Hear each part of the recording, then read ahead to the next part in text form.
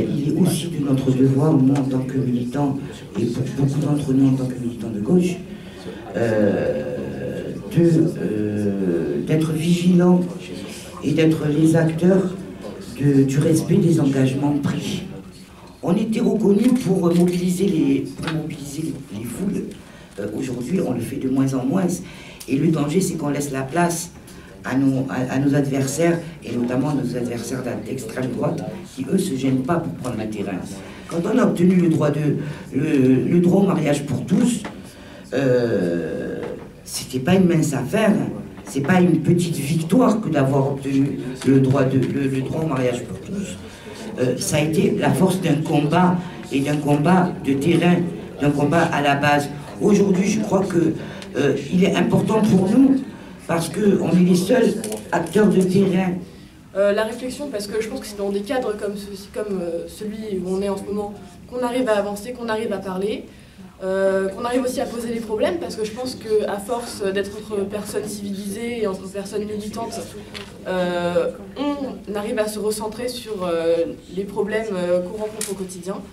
Je pense aussi que c'est une réalité et une volonté nécessaire aujourd'hui de beaucoup de militants d'arriver à intégrer dans tous nos combats la société civile.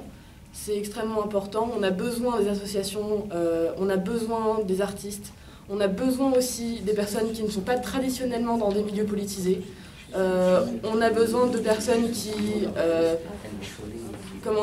pensent que la politique est loin d'eux. On a besoin de ces personnes-là, parce que c'est souvent ces personnes-là qui, après, nous racontent leur journée, qui sont souvent scandalisées quand ils sont face au racisme, et qui, finalement, pensaient 2 minutes avant que le racisme n'existait presque plus, ou qu'il existait seulement dans certains points de la France très reculés. Il y a un autre problème qu'on ne parle pas. Pour les enfants en fait des émigrés. Déjà moi je n'aime pas le terme émigré parce que moi c'est un concept négatif. Je préfère ressortissant. Mais pourquoi? Parce que moi je travaille en fait, je fais d'accès au droit. J'aide les gens dans leur démarche administrative à Narbonne en tant que médiateur. Mais pourquoi en fait les enfants des émigrés n'incitent pas ou en fait n'encouragent pas leurs parents à s'inscrire dans un processus de naturalisation? Des gens qui ont vécu 20 ans, 30 ans en France ne peuvent pas être naturalisés. Moi je crois que cette question-là mérite d'être étudiée. Croire que la situation des banlieues, ça va s'arranger naturellement, c'est faux. On ne répondra jamais à toutes ces questions-là tant qu'on restera dans du fantasme, dans des logiques théoriques et dans des conforts, moi j'appelle ça des conforts intellectuels. Quand vous abordez la question des étrangers, vous essayez de rentrer sur la vraie problématique, de suite on vous taxe de communautariste. Donc du coup ça évite même de continuer le débat parce que vous serez taxé de communautariste. Quand vous regardez la Constitution française, sur le papier, elle est géniale quand la population est uniforme. En France, il y a un seul peuple, c'est génial. Mais s'ils étaient tous blancs, ou tous noirs, ou tous jaunes, ou tout ce que vous voulez, ça marcherait.